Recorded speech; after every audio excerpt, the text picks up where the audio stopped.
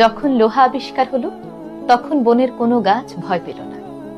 যখন সেই লোহা দিয়ে কুড়োল বানানো হলো তখনও বনের কোনো গাছ ভয় পেল না। কিন্তু যখনই সেই লোহার কুড়োলের সঙ্গে একটি কাঠের হাতল যুক্ত হলো তখনই হঠাৎ করেই বনের সকল গাছ ভীষণ ভয় পেয়ে গেল।